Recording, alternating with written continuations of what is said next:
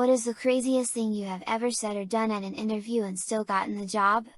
This happened with one of my friend. After getting rejected in his first interview of the day, he was naturally dejected. So he entered the room with a frustrated face. He was hardly interested in the company profile, and such was his mood that he wanted to take someone on. Interviewer: Are you fine? You don't look well. Friend: I haven't eaten since morning. I prepared for my previous interview so well and got rejected in the very first round. So, did you prepare for this interview as well? No. I was more interested in that company. And I wanted to give my best at one place. Do you know trading? No. I don't. Then why are you interested in this company? For the money. Do you think all those standing outside know trading? At least some of them might. I'm telling you, they don't. So you are a student of geology, right? How do you think you'll be able to manage working in a trading company?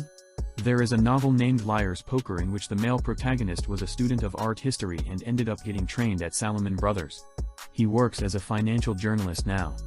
And yes, it's not fiction, the guy wrote it as his semi-autobiography.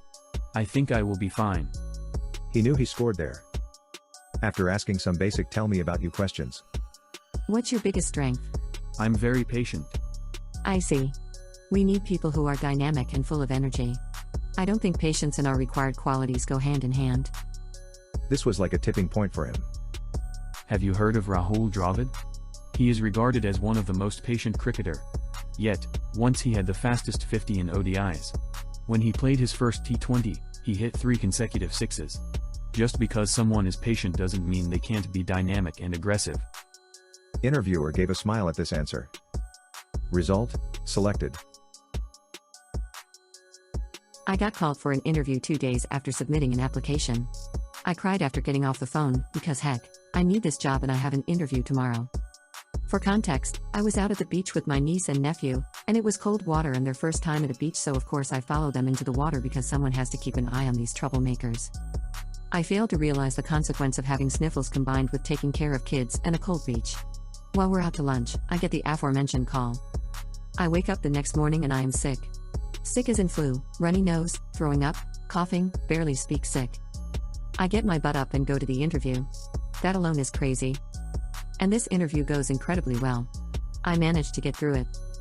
The manager extends his hand and says with a big smile, "Well, we'd like to extend an offer to work here to you." I'm about to shake his hand when, because my life is an actual joke, I throw up. Onto his shoes.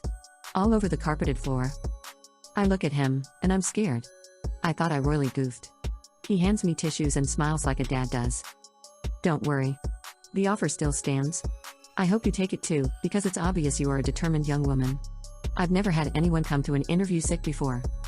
And thank God, I got hired. Thank you for joining us. Make sure to subscribe and click the like button. When the stories run out, make sure to flip the tape over to continue. Adios, amigos.